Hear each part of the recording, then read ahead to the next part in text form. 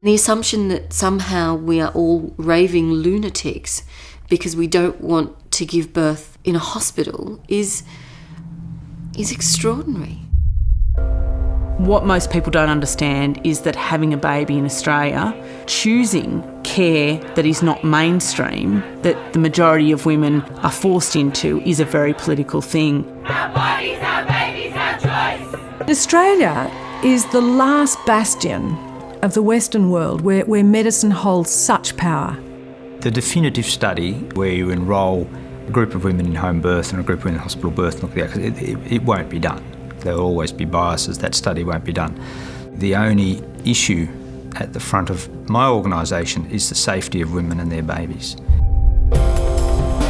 Once your baby's born, you make decisions on how you care for them, but with pregnancy and delivery, the expectation is that you don't make decisions, you just take advice. And that advice isn't always consistent between obstetricians, and it isn't always based on best medical evidence. Aboriginal child is not born to a family. Aboriginal baby is born to the community.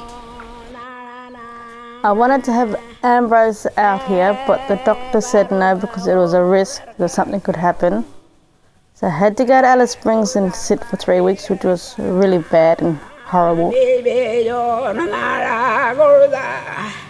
Then when Liwana came along, I got to have her out here, which was a good thing, because I had all my family around me.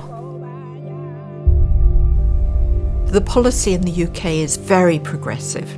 Women have a choice about where they give birth, who look after them, and the kind of birth that they want.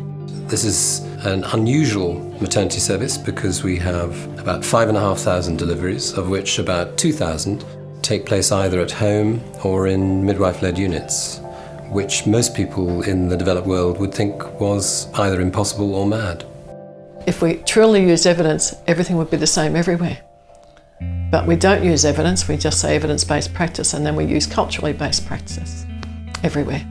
I call this the labour bypass era, where women are getting strong messages about that they don't really have to do their labours anymore.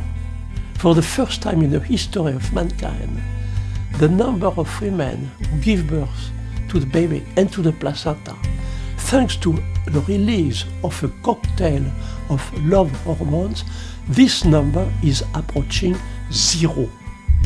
Home birth was the first place the partners were in the room, where women got off the bed, where alternative methods of pain relief were used, where different birthing positions were used. So home birth is the reason that anything good is happening in our maternity service today. I think there's a perception that only strong women have home births, which I find extraordinary because I think all women are strong. Things still go wrong in hospital, and maybe some of the infrastructures that we build around normal, healthy women actually make it less safe rather than more safe. I've had women in their 60s and 70s ring me to talk about births which they haven't yet worked through. And this experience has stayed with them and incapacitated them. If we can get birth right, we have half a chance of getting society right.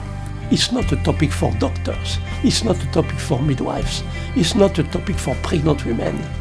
It's a topic for all those interested in the future of humanity.